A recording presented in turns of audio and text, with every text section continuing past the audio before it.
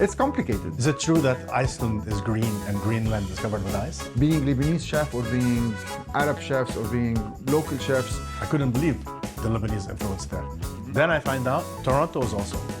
Done. I'm not having fish and chips anymore. Take me with you next time. Welcome to a new episode of Food Unscripted. In the previous shows, we had an enjoyable talk about Dubai and others about Hani and the introduction of who we are and what we do. It's Food Unscripted, nothing prepared, never. We don't even discuss the show before and everything goes live the way it is. 38 minutes, 3 for my number, 8 for his, and 38 we stop and we continue on another show. You can feel free to ask any question you want in the comments below. And here we are discussing today food destinations. Yeah, this is a subject very, very dear to me.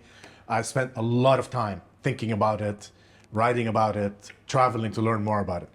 Basically, the question is, what determines a city or a region to be called a culinary destination or a foodie city? What is the criteria? It's complicated. Yeah, it's definitely complicated. And that question is the egg or the chicken before is does food do people or people do food? Does food do a country or country do food? And wow, it's complicated. It's very complicated. Very complicated. I started thinking about it a lot, and I divided it into two reasons or things that can identify a city as a culinary city. One is cities that you go to. When I say city, it can be a region or a country that you go to for a specific cuisine or a specific type of food. The easiest example is to use for that is Italy. Mm-hmm. You go to Italy, and people go to Italy for food all the time, but you're going there for Italian food. You're gonna go there to eat your pasta, you're gonna go there to have all the regional Italian foods. You're not gonna go to Italy because they have great Indian food or great Chinese food. I'm sure they do, but it's not the reason why Italy is called a culinary destination. The other side of that coin is cities or regions that have multiple cuisines, multiple reasons. Like in the previous episode, we discussed Dubai. Dubai is probably the best example of that. It's a melting pot. It's 100 and I found out 80 nationalities, each one having their own kitchen. So you're either this one or that one. And if you're neither, if you're not, listen, not everybody can have good food. Not everybody's famous for having good food, right? So you're not going to be a culinary destination. Not every city can be a culinary destination. So let's take a step back and start from the beginning and explain exactly what we mean by that. Yeah. It starts by the country. So one, the country is the country on an international location that has good food. Let's start by the countries that have good food. Yes. And not have become current destinations. So I'll give an example just for the sake of an example, Lebanon or Italy on the Mediterranean Sea, which are countries that have food, that have people who love food, that have produce, that have been known for good food. So it's not food that has been imported, it's not food that is only for a necessity. I don't want to seem negative and give examples that would be badly or wrongly interpreted, but let's talk about food in Saudi Arabia. Before the expats brought some different kinds of food, there are only 5, 10, 15 that are all based around milk and fat and dates and everything that is good for the person to be able to live in a heat environment. I can give the example of Armenia, which has few dishes that are pork related, very fat related, that less freshness, less tomatoes, less colors, because in the country, it's a country where temperature goes down to -40 and definitely they do not have a sea. So you need to take first the country as is and say, does it have a sea? It adds value. Does it have mountains? It definitely adds value. Do they have good vegetables? It adds value. Do they have 4 seasons?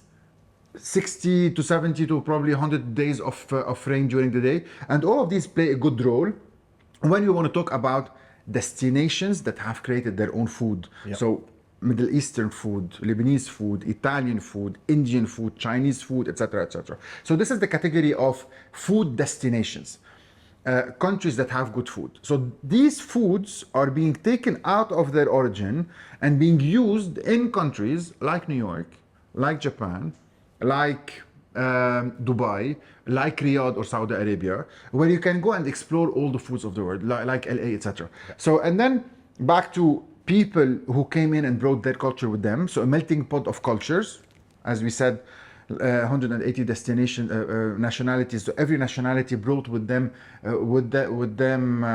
their habits and good food, and they have settled in New York. So this is why New York is a food destination.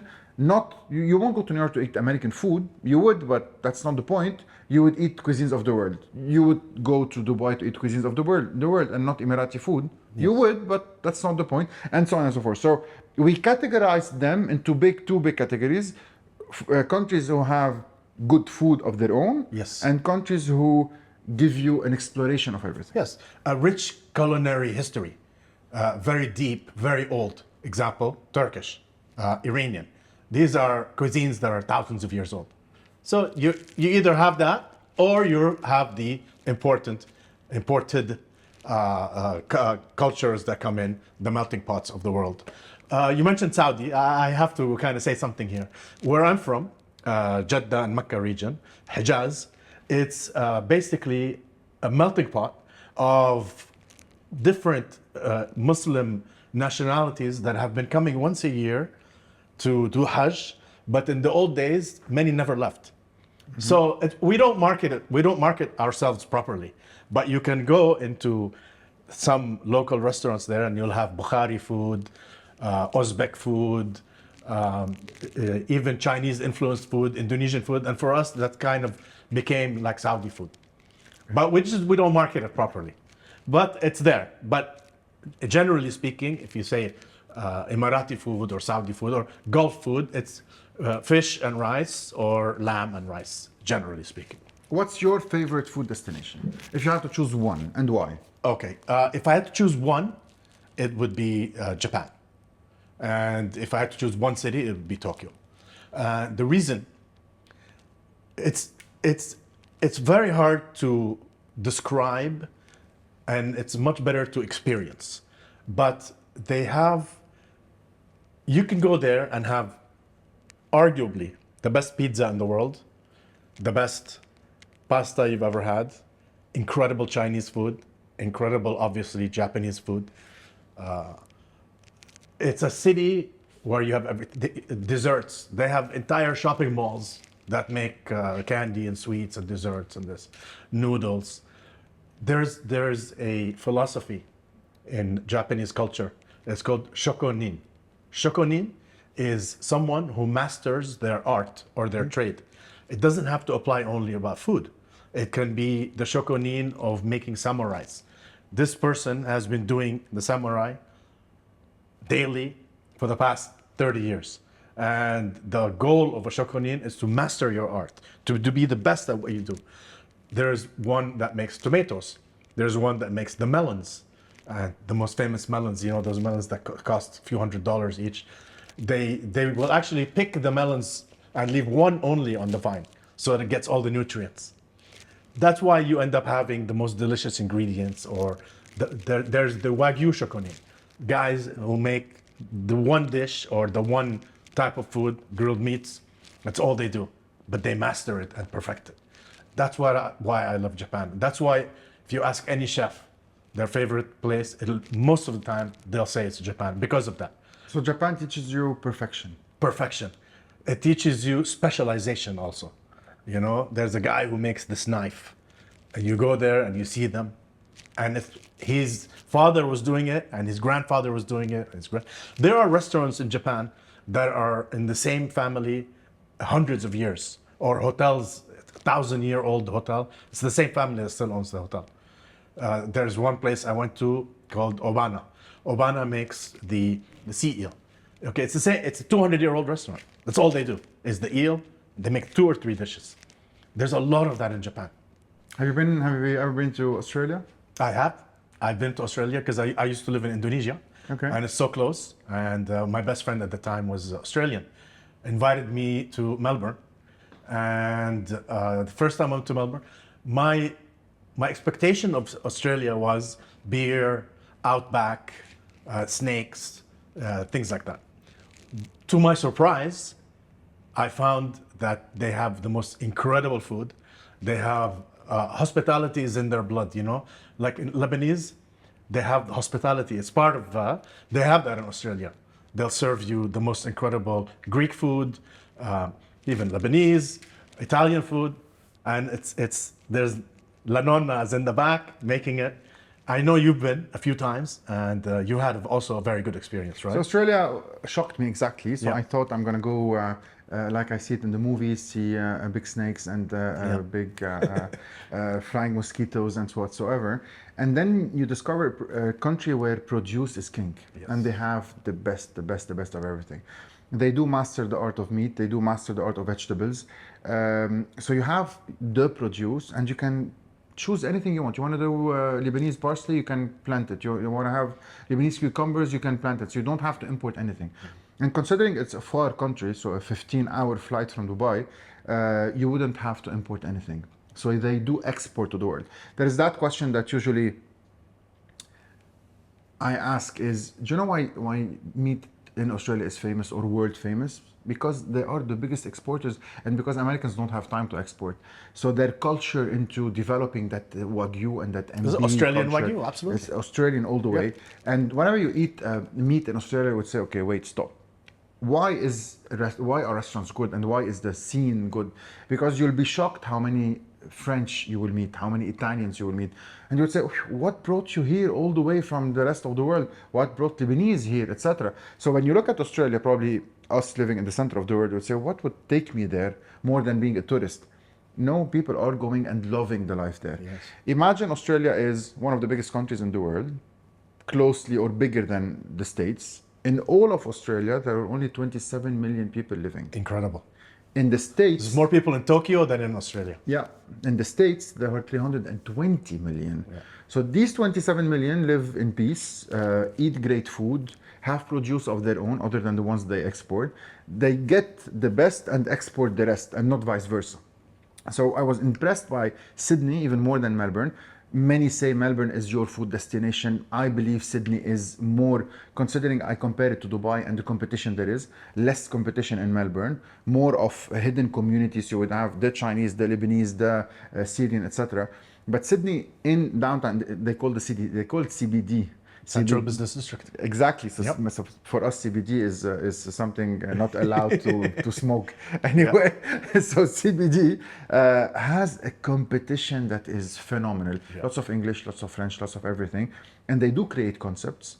I learned a lot from the city. I learned a lot from Australia. So the answer would be, is it my favorite food destination? Not that much. I love it, but it won't be the one. You'll be impressed by my choice. My choice would be Iceland, Iceland. Reykjavik. Wow.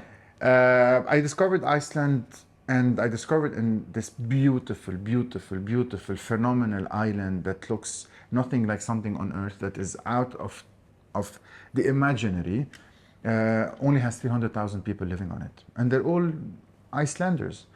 White, blue eyes, blonde, etc.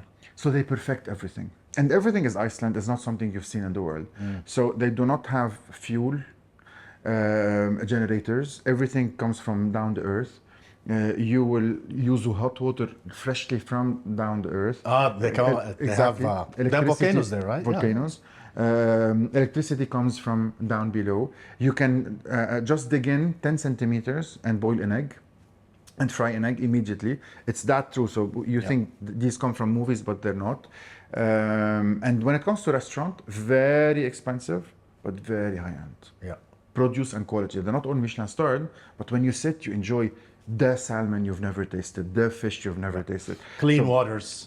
You can't imagine. Yeah. So it's Iceland is that little island in the middle of nowhere, 3 hours and a half from London, 3 hours and a half from New York, and they live on their own. The most beautiful scenery in summer, the most amazing scenery or experience in winter. And whenever you sit at a hotel, it's just perfection of food and chimneys, etc. Wine and all the experiences. And whenever you sit at a restaurant, it's beyond.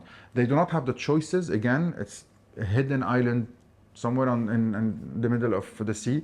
They do not have the choices. Do not expect to have that lots of restaurant, but 3-day culinary experience will transport you in a different world. Is it true that Iceland is green and Greenland is covered with ice? Yes. It is true, huh? It's true. I have to go. It I have is to true.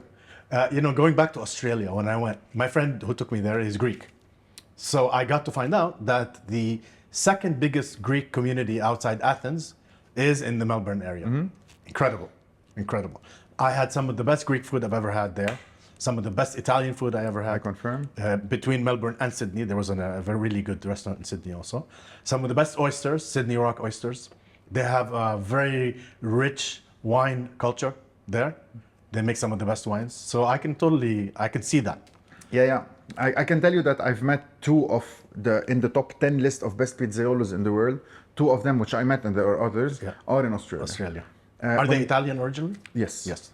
And they decided to move. Yeah. So the pizza is wow. Yeah. Again, great ingredients, great water. Wine is outstanding. Meat quality, you would say, okay, I would eat Australian beef in Dubai. Yeah. But it has traveled. Sure. It has traveled for 15 hours. It has passed through different fridges. Yeah. The meat fresh is beyond imaginable. Yeah. Salmon is whoa. Oysters are. It's like in Japan. The ultra high end and the best produce is not exported. It's consumed locally. You have to assume that's the case everywhere with everything. Australia is going to be the same. I want to tell you about another region, San Sebastian, the Basque region, northeast Spain, bordering with France, the Basque. Okay, somehow they have some of the best food you'll ever have. Have you been? No. What's their secret again? Okay, it's location. Yeah. It's on the Atlantic, clean, cold water. It's got very fertile land, so produce, incredible produce, and access to some of the best cattle in the world, the Spanish breeds of cattle. The food there, you'll be surprised. It's very simple. Every restaurant is based around the grill. The most famous company that makes grills is called Jasper. Most people don't know that it's a Spanish company. So you go and there's that Jasper oven. Sometimes you're walking into the restaurant, you see the grill outside, and they've mastered the grill, heat, raising and lowering. You'll have some of the most incredible steaks, fish, turbot, all kinds of shellfish, sandwiches. Somehow, that region, it's number 2 for me after Japan. So let's explain a little bit about the Jasper. Jasper is a Spanish creation that has and first time probably where they created a smoker / grill / oven with charcoal inside, and you can close it and open it from smoking to heating or grilling, I would say. Yeah. It's the invention of putting charcoal inside your kitchen. Yes. And it was world rock and roll. Yes. It gives a different flavor to the meat. Yeah. Made famous by La Petite Maison. Made famous by La Petite Maison in 2011, 12. In La Petite Maison in Nice, the original one? La Petite Maison, La Petite Maison in Nice, which I visited, has nothing to do with La Petite Maison. Yeah, I know. It's zero. La Petite Maison and LPM are 2 different things. Exactly. So the LPM creation started around simplicity of food and the Jasper oven. Okay. And back then it was the Jasper oven that people started saying, what is that? What is this?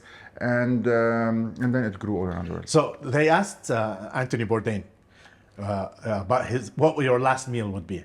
And he said a meal at Etxebarri. Etxebarri is a restaurant in the Basque region. It's outside San Sebastian. It's about 40 minutes away.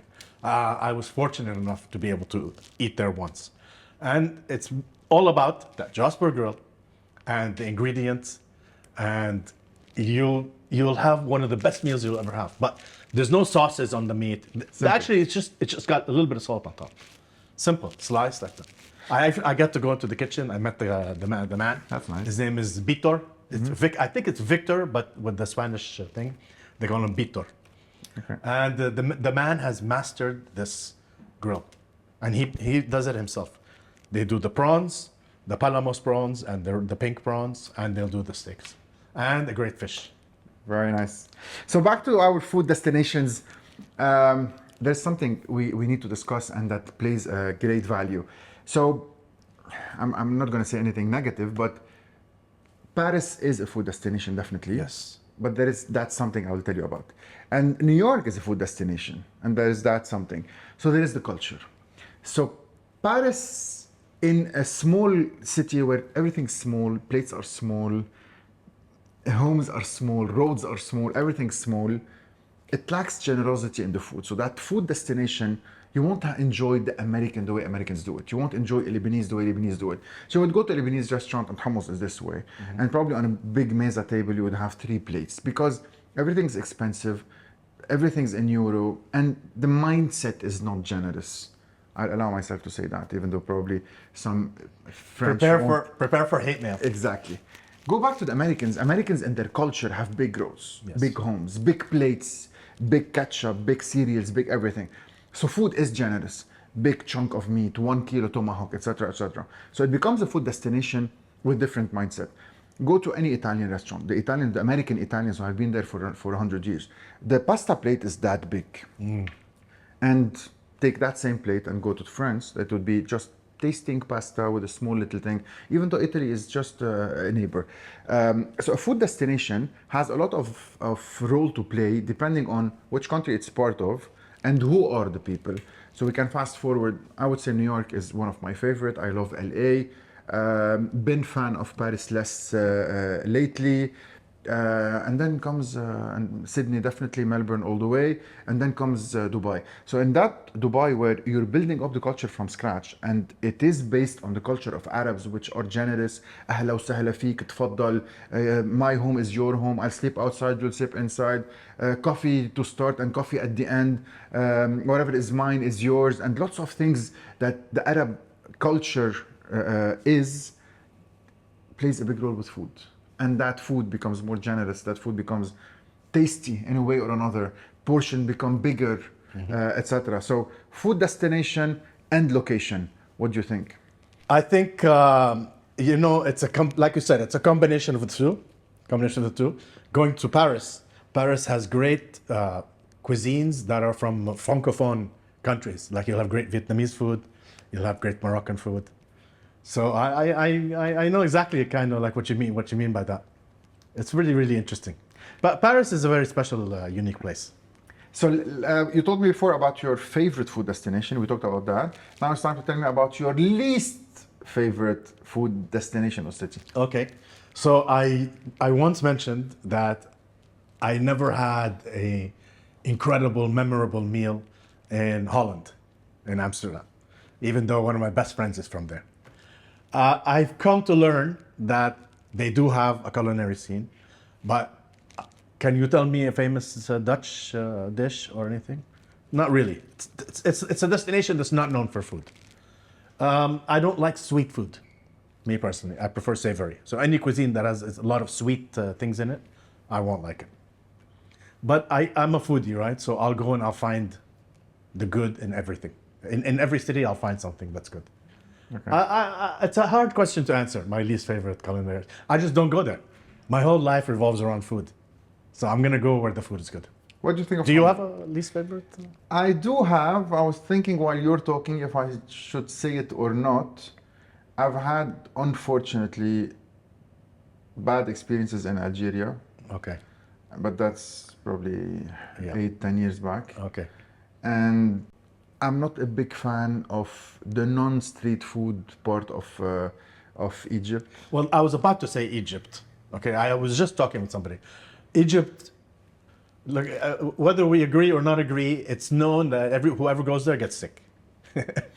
You know, does that mean it's not a good culinary destination? You know, a friend of mine just offered me, he's like, come and I'm going to take you to hidden locations and hidden spots and stuff like that. So I'm going to do it. I've been to Egypt once for a wedding and I stayed 2 days. I did the wedding and I went on the horse to see the pyramid and I got the picture. So I cannot speak from experience. The only Egyptian food I've ever had is I've had lamb chops in Dubai at a place called Damyati and ملوخية at حدود المصرية. And that's it. That's it. That's my experience of So Egyptian in food. all the culinary experiences, I would definitely need to speak about my country, my homeland, Lebanon. Yeah. Lebanon is is the two. So Lebanon is the land, the country, the Lebanese food, the cultures, the years and thousands of years of history, the creations or not, more than 400 different plates on one table, so 200 plates of meza and another 200 of home-cooked meals. So how varied and how diverse it is in comparison with other countries.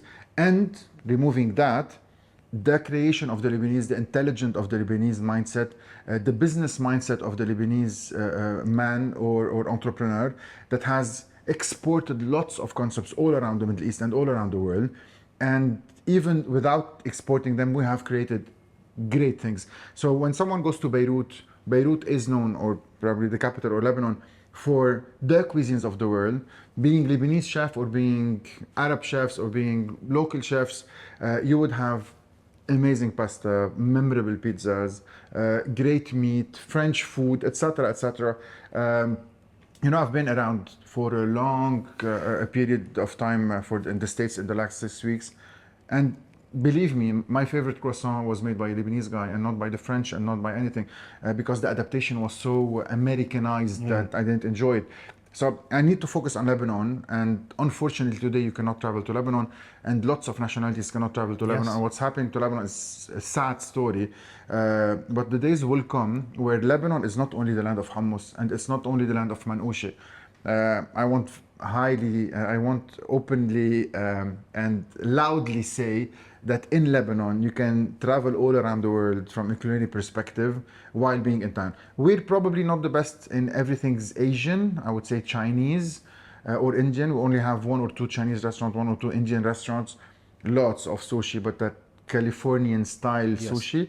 But when it comes to Europe, America, meat and perfection of details, Like I was telling you, us GCC citizens have travel advisory. So we presently, we can't go to Lebanon.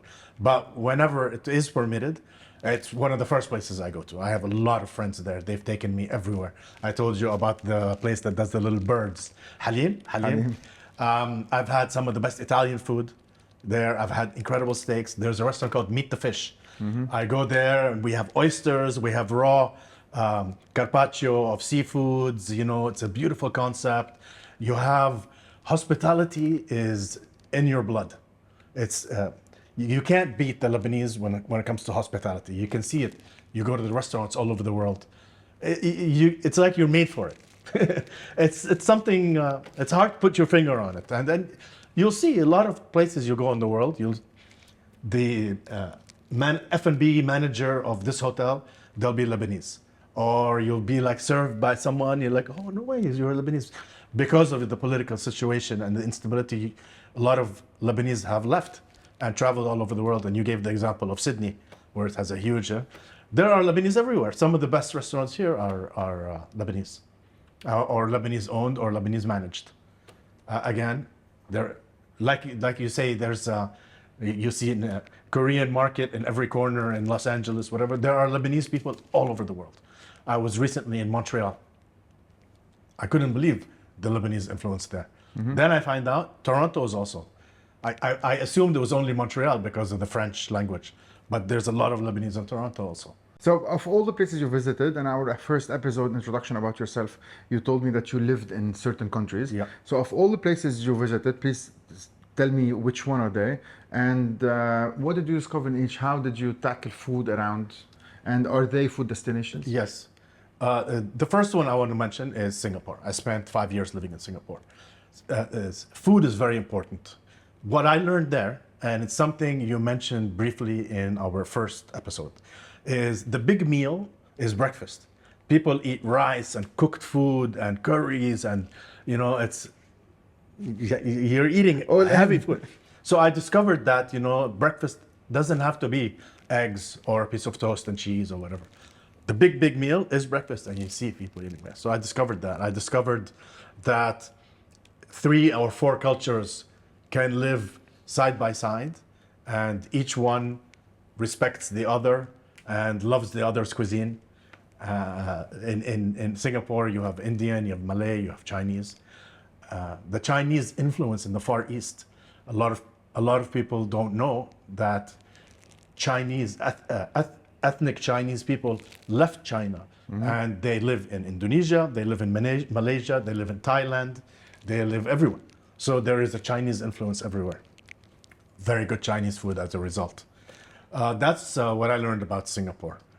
Here, I learned about Iranian food, regional Indian food. I got to go deeper, learning the difference between northern and southern Iranian cuisine. In Lebanon, I learned about the respect to produce and seasonality. This is in season. My mom used to tell me, this dish they only eat in winter. Or living in Dubai, you don't really know that. You don't know that. We have produce year round. So seasonality, that's another thing in Japan. It's all about seasonality. And that needs to be brought back into the culinary world. That, like truffles. I want to have an episode on truffles because it's everywhere now. Whereas when I was younger, it was, people used to eat truffles only from September to January when it was white truffle season. Now it's in potato chips and on burgers. United States, I love, because I love burgers and pizza and American food and pancakes. But then you go to New York and you realize there's incredible high-end Michelin star perfection. Again, people coming from all over the world. Again, San Francisco is another great city. Fantastic. Great Chinese food. Great Japanese food. Los Angeles. I've been really fortunate to have lived in all these different countries. I lived in Paris also. Mm-hmm. I got to discover a lot about Paris. So it was a nice tour around. Yeah.